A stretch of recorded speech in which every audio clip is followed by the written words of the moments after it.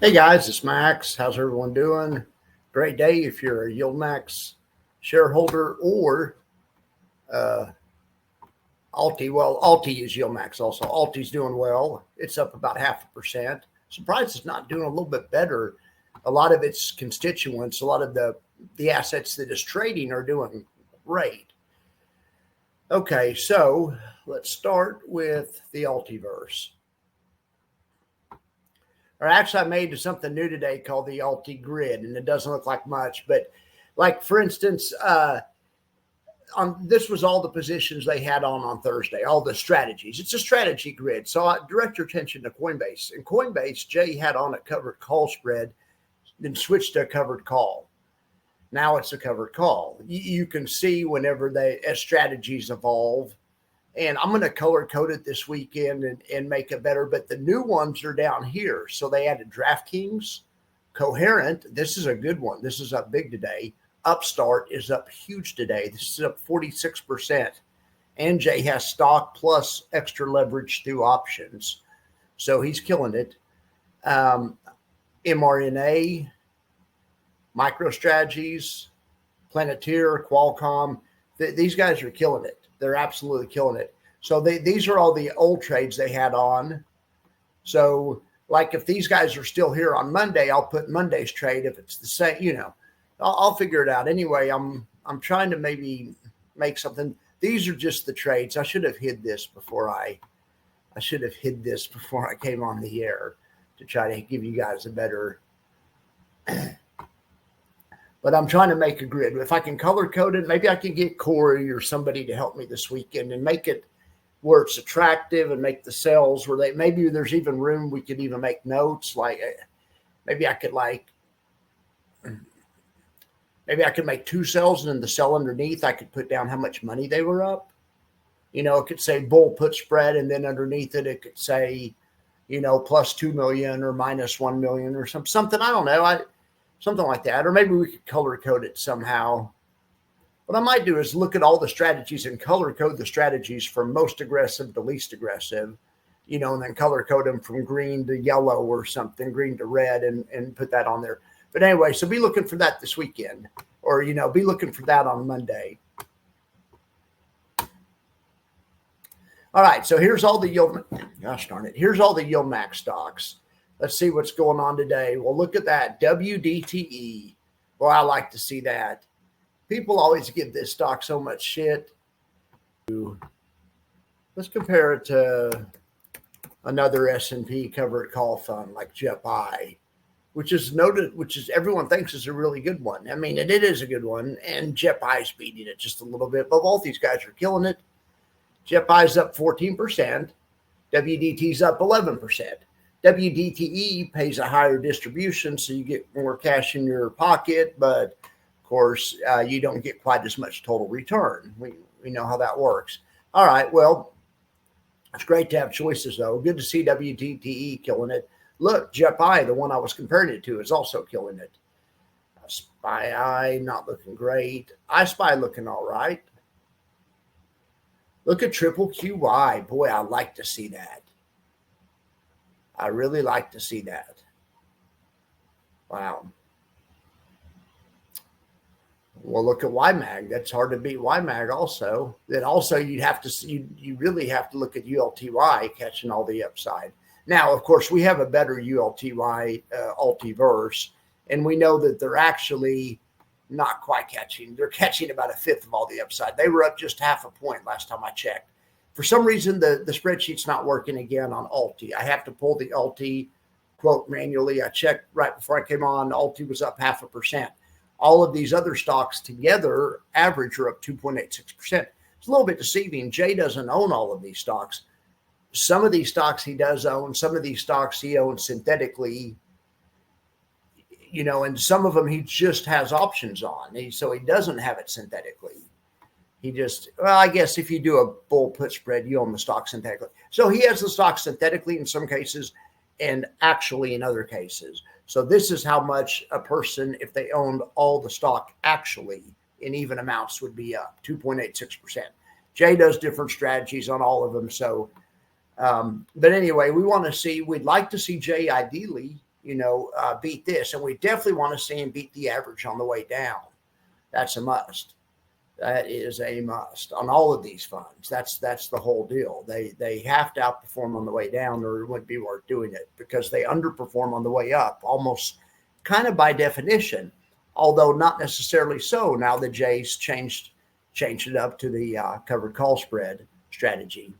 Did you guys see, just real quick, I'm not going to ramble, did you guys see Round Hill's coming out with some single? They announced like a month ago. I just haven't been on the SEC side in a while. I saw on the SEC side, Round Hill's going to have single stocks. Great. Good job, Round Hill. But I read the prospectus. It doesn't say call spreads. It just says covered calls. It looks like they're going to be totally capped. So, but it's going to be weekly. But I wonder, because if they are totally capped, they're not going to do as well in comparison to the YieldMax single stocks, in my opinion.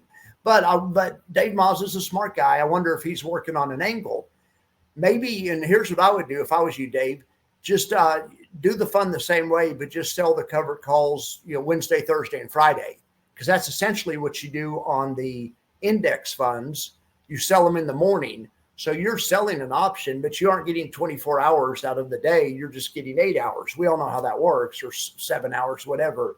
And that's fine. That works out really well for QDTE and XDTE. I wonder if Dave isn't planning on maybe not writing any options Monday and Tuesday.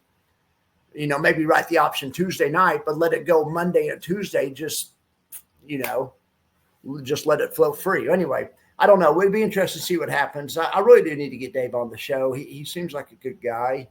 He probably doesn't want to come on the show because I'm such a fanboy of Defiance. I just think Defiance has a good product, but Dave has a good product too. So I'd love to get him on the show. All right. Well, let's see what else we can look at today. Okay. So the blue line is no longer up to date, and the blue line has been depreciated as an asset or as a feature. The feature is going to be, or whatever they say when they're removing the feature. So, because it really, to me, it wasn't telling us that much. So we're just going back to the buffer report. You guys know how the buffer report works. This is where the Menendez brothers, we want a fund, a child that's beating the parent. On the way down, we expect the child to beat the parent, and they are in every case. And that's what we'd expect. Like I say, you wouldn't do covered calls if they didn't outperform on the way down because of what you give up on the way up. But what the trade-off is, you want to be beating the parent on the way up. And let's see, we do have one fund here. Dizzo is pulling the Menendez brother right there. And so is Misty. I need to think of a new joke. That's an old joke. I'll quit saying that. Or I'll just go with no joke from now on. But it's a good day. I mean, it's kind of mixed day in the YieldMax universe. I mean, really more down than up. But if you look at some of the key ones in the ULTY universe, ULTY has Tesla in the fund. Okay. ULTY has this one, Upstart. Let's look at that. ULTY has this one, COHR. Have you ever heard of this? Coherent? Well, you take a look at that. It has all of these. I mean, ULTY is really, to me, living up to the promise. And let me show you something that would have never happened with the old ULTY. This Upstart trade right here. They're up $2 million on this trade. And this Coherent trade, they're up $4 million. I want to show you these two trades. Now, the Upstart trade, it says custom, but this is this trade I love. This is, what is it? It's so far in the money, we can't even hardly tell what it is, but I recognize that anywhere. That's the loaded dice spread. That's a great trade. That's a great way to do earnings just by itself. In fact, I've shown you guys a couple of earnings plays like that made a lot of money. In fact, I gave you one last night in Square that did really well, that made a lot of money. We'll look at that in a second. But anyway, so that's the overlay. But the stock went up so much, it just blew out the overlay. And that's fine because they also have shares. The overlay gives you extra leverage. But what you are on the overlay between 42 and 62, you're triple long. You're long through the stock. You're long through the short puts. Okay, between 56 and 62, you're triple long. and you're long through the calls at 56. You're double long from 42 to 56. You're long through the stock and you're long via the short puts. Triple long from 56 to 62, and you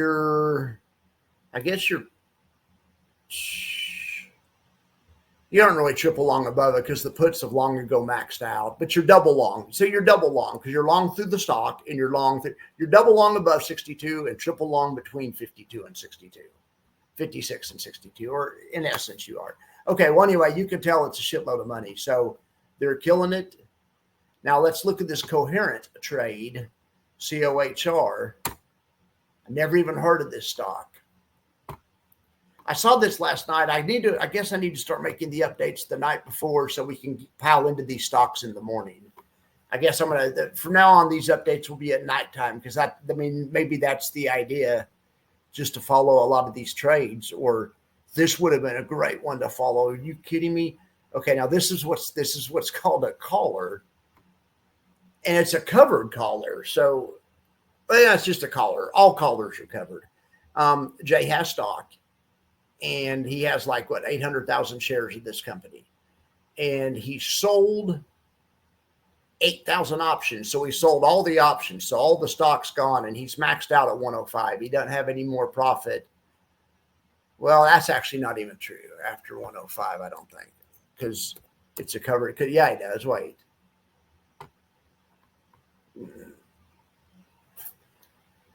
I think there's something wrong about this. Anyway, whatever. This was a lot of profit. A lot of profit. So, oh no, it's not a covered call spread. Okay, this is a collar. So yes, collars are totally capped. What he did is he totally capped himself at 105 by selling those options. Unfortunately, because the stock ran to 111. What are you going to do though? But when he did this, the stock was at 90. So he got this first, whatever that was, 8% will go to the NAV. Then after that, the NAV of ULTY will stop appreciating. But look at this credit right here. The credit goes to pay the dividend. So what I'm trying to teach people, and I think people are starting to understand it, but when you have to understand covered calls, trading covered calls, and covered call strategies are like running a business with two profit centers. I mean, or with two interests at the same time. That's one way I think of it. All right. So let's see what else in the ULTY verse not in the ULTY verse, it's just in the YieldMax verse. Coney looks great. Tesla, look at Tesla. That's what I'm saying. Okay, so you get a fund like the new Roundhill fund. I just want to know how they're gonna do it to try to compete with these guys, because they aren't just gonna let YieldMax kick their ass. So here's my other prediction. I don't really think they're not going to sell till Wednesday, but that would be essentially what they do in their daily funds, to do weeklies, but do it for half a week. But what I really think they might do maybe is just go further out of the money, kind of more like Curve does. Just go super far out of the money and take less premium in intentionally. Take about half the premium in, and maybe pay about half the premium, but get a ton of upside. Anyway, I'd really like to get Dave on the show. Dave, if you're watching, have your people get with my people, maxconvexity@gmail. Let's get you on the show and get this hashed out. All right. All right. All right, guys. Well, the last thing I was going to show you guys, I had we had some earnings trade yesterday. I had a show on. This ought to be a separate show. I don't feel like recording a separate show, so I'm just going to do it now. But anyway, I showed you a couple of ideas in Square, 3 ideas in Square, and an idea in DraftKings. Now, Jay did one in DraftKings, and I knew about it, or I did not know about it at the time, actually, but I saw the DraftKings had earnings coming up. What I look for is a stock that has high volatility, that has a catalyst coming up, like earnings or a big announcement, like Apple's Worldwide Developers Conference, or earnings, or like the S&P right around the presidential election. That just made the U.S. market go ape shit, right? And that's why we made money on those Trump, or we actually used DJT stock, but But in any event. So DraftKings yesterday was trading about, DraftKings closed at like 38. Wait. DraftKings closed at 38. Now it's trading at 40. So this is the kind of trade in the old days. If you bought stock, you would have only made like 1.5 points, $150. Okay. If you bought an option, it would have either been really expensive and you wouldn't have made any money on a 2-point move because options are volatility jacked in front of earnings. So likely you need like a 5-point move on an earnings stock to, you just got the 1.5-point move. But a kind of trade that you will make money on is my loaded dice, or this is a new spread. And I stole this. This is based on Jay's loaded dice spread, but this spread is called the max. I'm trying to think of a name for it. The max spread or something. You guys help me think of a name for it. What it is,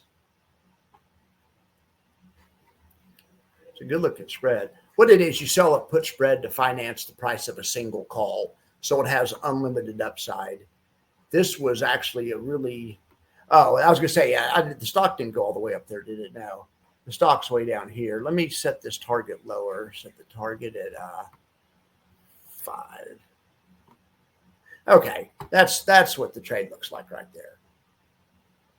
So last night it was trading.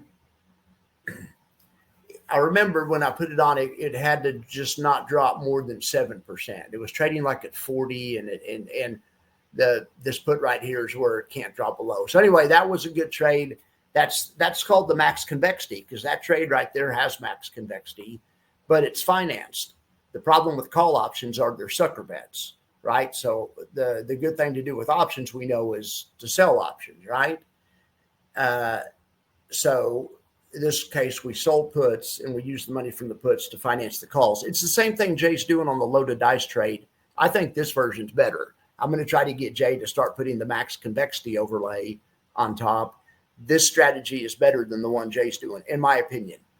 So we'll see. When I have him on the show, maybe I'll challenge him, but I like this strategy. So that's the max convexity. And anyway, that worked out really well. You could do a reverse max convexity on a stock you were bearish, a bearish earning stock. So then that was DraftKings. So here's Square. Now let's see, same play, the max convexity. Sold puts, sold a put spread, sold 2 put spreads actually, bought a call spread, brought in $100, did this yesterday, brought in $100, $118, and here's the contract value. The contract value is 0, means everything's going to expire worthless. You get to keep the $118. That's what you're playing for. And unless the stock would have dropped more than 3.5, it would have had to drop more than an additional 3.5% further than it's dropped now. Square is already down big. Square was trading last night at 75 and opened this morning at 72, was trading for a while at 69. So Square dropped, but it wasn't enough to mess up the loaded dice trade. The max convexity is essentially is the same as low dice. It's also a risk reversal. I need to start calling it by the proper names. This is a risk reversal. So is the loaded dice. So risk reversals when you sell puts to finance a call. A real risk reversal is you sell one at the money put and you buy one at the money call. That's a risk reversal. But I'm doing risk reversals with options. But I'll put it back on here. So profit loss dollars. See, this just shows 118 because that was the initial credit, and that's what you get to keep unless it drops. So let's see how high it would have had to go.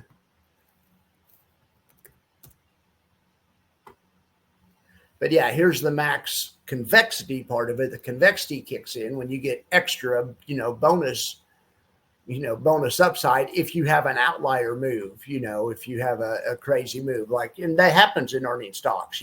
You have a 25% up move or something. In that case, you get to keep the $118 credit, and you cash this trade out for $909. Actually, you cash the trade out for whatever. That's what it's worth. and you get to keep the 118 bucks you've already earned. These trades are super powerful, in my opinion. If you have a better way to do earnings trades, and there probably are ones, let me know. But my point was, when you just buy an option, yeah, lots of times if you just buy an option and the earning stock doesn't move 25%, it only moves 4 or 5%. Lots of times the purchase of the option alone is a loser. When you combine a purchased option with some sold puts, it makes it have an attractive profit loss, in my opinion. All right, so be expecting more content on the max convexity trade, the max convexity spread next week. We'll look at some earning stocks that are happening next week and try to make $100 in one day. The idea is you try to make $100 in one day, and hopefully that it's maybe 1,000 if you get an outlier move like we got in DraftKings and some of the other ones. But like Square, you know, a little down move or whatever, that's fine. Just take the $100. It's an income trade. So we'll look here to next week, see what's on the calendar. We have Spotify, Occidental Petroleum, CAVA, Mara. Jay's in Mara. You could see Jay's in some of these stocks anticipating volatility. Wonder if Jay will jump into Disney. Disney has earnings next week. That might be a good one to do the trade on, or BABA might be a good one to do it on. Anyway, be looking next week. I'm sorry if you're just here for the update, but part of the deal with my channel is learning, is taking what Jay's doing and learning how to allocate those types of ETFs, that's what we want to do, or learning the principles of what Jay's doing and learning how to apply it to our account, or at the very least, learn to understand why Jay's doing it and why it's working or why it isn't working. All right, guys. Well, I really appreciate you guys for being here, and I will be back later. You guys have a great day.